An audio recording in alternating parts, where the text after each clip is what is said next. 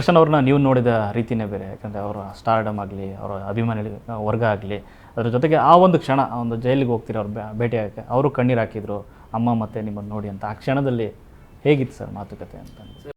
ಬೇಜಾರು ಆಗೇ ಆಗುತ್ತಲ್ವ ಸರ್. ಯಾವನ್ನೇ ಆದರೂ ವ್ಯಕ್ತಿಗೆ ತುಂಬ ನಾವು ಅವ್ರನ್ನ ಇಷ್ಟಪಡೋರು, ಪ್ರೀತಿಸೋರಿಗೆ ತೊಂದರೆ ಆಯಿತು ಅಂದರೆ ಎಲ್ರಿಗೂ ದುಃಖ ಆಗೇ ಆಗುತ್ತೆ. ಈಗ ಅದೇ ದುಃಖ ಅಭಿಮಾನಿಗಳಿಗೂ ಅದೇ ಆಗಿದೆ. ಯಾಕಂದರೆ ದರ್ಶನ್ನ ತುಂಬ ಇಷ್ಟಪಡ್ತಾರೆ, ತುಂಬ ಪ್ರೀತಿಸ್ತಾರೆ, ತುಂಬ ಅಭಿಮಾನಿಸ್ತಾರೆ. ಸೊ ಹಂಗಿದ್ದಾಗ ಅವರು ಮೆಚ್ಚೋ ವ್ಯಕ್ತಿಗೆ ಹಿಂಗೆ ಆಯಿತು ಅಂದಾಗ ಅವ್ರಿಗೂ ಬೇಜಾರಾಗಿರುತ್ತೆ. ಸೊ ಅದೇ ಥರ ನಮಗೂ ಆಯಿತು. ನಾನು ದರ್ಶನ್ ಮುಂದೆ ಅದನ್ನ ತೋರ್ಸೋಕ್ಕಾಗಿಲ್ಲ. ಯಾಕಂದರೆ ಇನ್ನೂ ಬ್ರೇಕ್ ಡೌನ್ ಆಗ್ಬಿಡ್ತಾನೆ ಅವನು ಅಂತ. ನಾನು ಎಲ್ಲ ಒಳ್ಳೆಯದಾಗುತ್ತೆ, ತಲೆ ಕೆಡಿಸ್ಕೋಬೇಡ, ಅದ್ರ ಬಗ್ಗೆ ಆಲೋಚನೆ ಮಾಡಬೇಡ, ನಾವಿದ್ದೀವಿ, ನಾವು ಮಾಡ್ತೀವಿ ಅಂತೇಳಿ ಹೇಳ್ತಿದ್ದು. ಬಟ್ ನಮ್ಮಮ್ಮ ಹೌದು ಸ್ವಲ್ಪ ಬ್ರೇಕ್ ಡೌನ್ ಆಗಿದ್ದರು. ಬಟ್ ದೇವ್ರ ಆಶೀರ್ವಾದ ಏನು ಅಂತ ತುಂಬ ಏನು ಇದಾಗಿಲ್ಲ ಅಷ್ಟೇ, ನಮ್ಮ ಅಮ್ಮನ ಹೆಲ್ತ್ ವಿಚಾರದಲ್ಲಿ.